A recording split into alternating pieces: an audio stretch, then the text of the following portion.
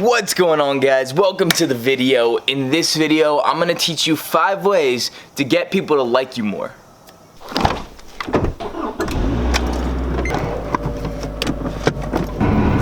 You may be thinking, Trevor, what a taboo subject. How could you ever talk about something so taboo? Well, shut up.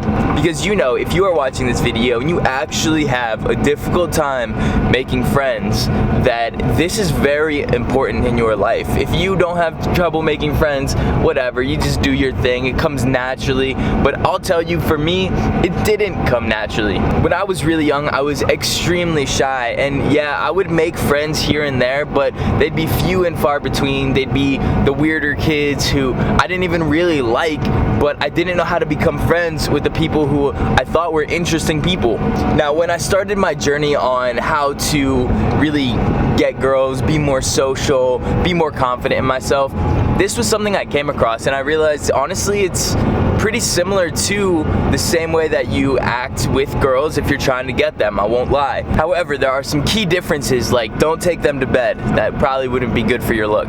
Unless you roll that way, I don't really judge. But let's get into it.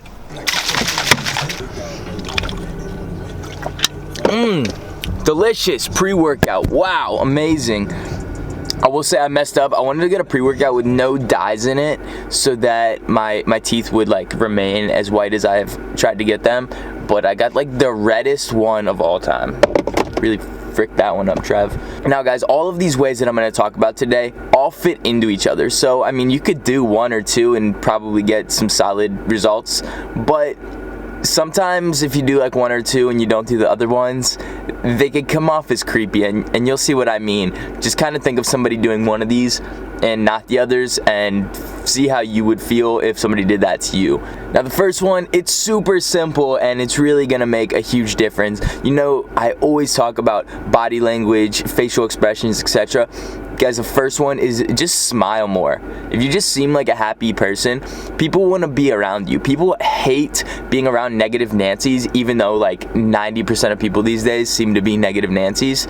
So just go around, smile, be happy, be a positive influence in people's lives. If people say negative things to you, don't let them drag you down. Sometimes it's gonna get in your head. It happens to me all the time. But I try as hard as I can to just be positive at every moment. And honestly, it really helps you and your mental status. If I didn't purposely try to be optimistic and happy all the time, I would probably be in a mental insane asylum at this point with all of these stresses that I have in my life at this moment. Whew. Okay. Time to do legs. Woo! What a workout! It was actually kind of bad. Just Saturday workouts for me, there's already 5 days of going so hard in the gym, just absolutely killing my body, and then I go and try to do heavy deadlifts on a Saturday, and yeah, it doesn't really work out. Shocker. So need to rethink this plan. But anyway, let's get to that second thing. After, you know, you're smiling, you're a happy dude, you're just like attracting people because you're just such a happy-go-lucky guy, super optimistic. Then let's talk a little bit more about when you get deeper into a conversation, because obviously, cool, I can look happy, but then I got to talk to them, and then what do?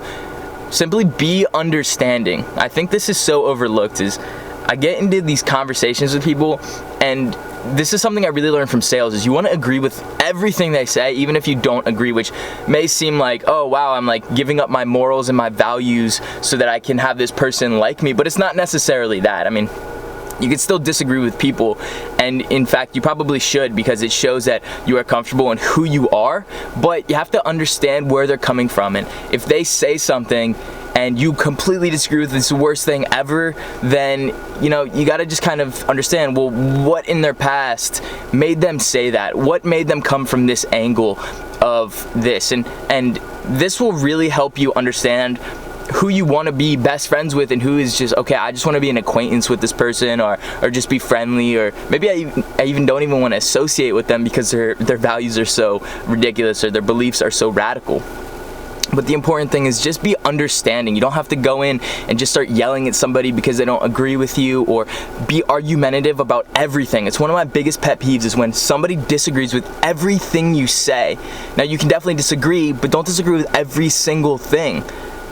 Be understanding of where they're coming from, and they're gonna feel like you two belong. It's kind of this feeling of belonging that they're gonna get from you.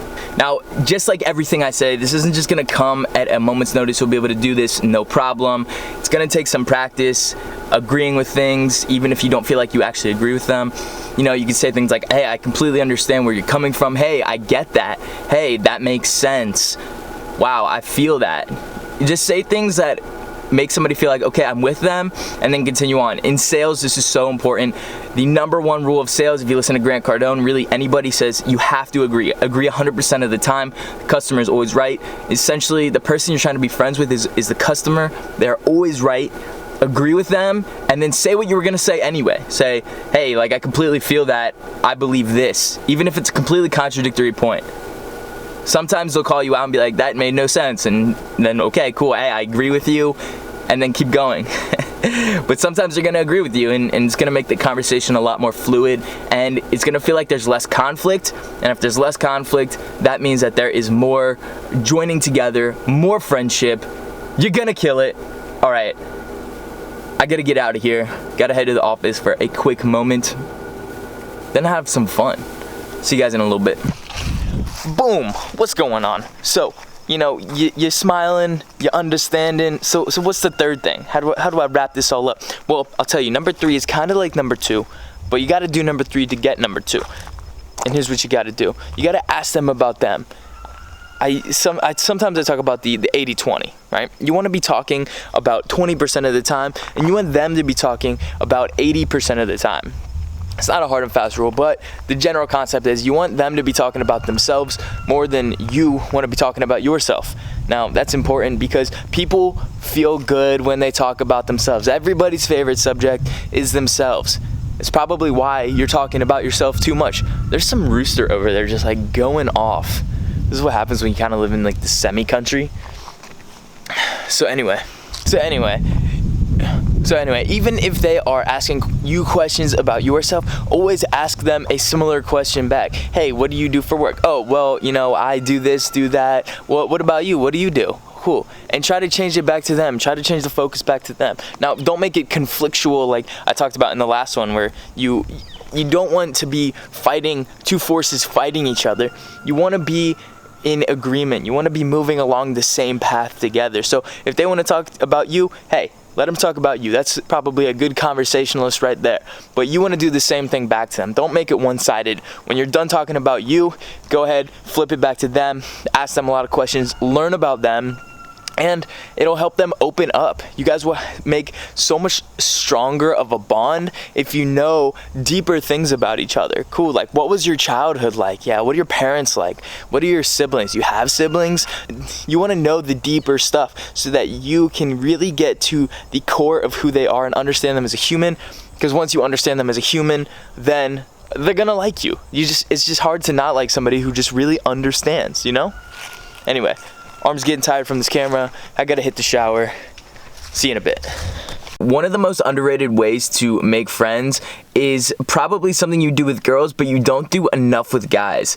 And that may sound like a weird transition, but here's what it is. Tease them. Now, I know you're not trying to get with dudes, unless you are, no judgment, but if you are trying to make friends, then still tease them. This goes for girls too. I mean, girls teasing girls. If you think about how you act with your best friends versus how you act with a stranger, what do you usually do? You usually test them more. You usually talk trash. You go after each other. You make fun of each other, but it's all in good faith, and that's what's important. But if you start interactions with teasing and you bring it out right away, then you become more of like best friend mentality sooner in their mind. Now, don't be straight up mean. Tease them in a way that is obviously joking, maybe a little bit more joking than you typically would with a friend, but you get the idea. All right. And the last thing you want to do is get them involved with your activities. Invite them out, invite them to hang out with your current friends, invite them to one-on-one coffee sessions or lunch sessions, because the more time you spend with them, the more opportunity you have to build a strong friendship, play sports, do something that is kind of competitive but also on the same team. These things are gonna build each other up. You guys will become friends and you're just gonna have a great time. Then you can build a friend group, you can involve more girls in your friend group, whatever. It's gonna make your entire life a lot better, I promise. Guys, thanks for watching this video. Subscribe, hit the like button, and I'll see you in the next video.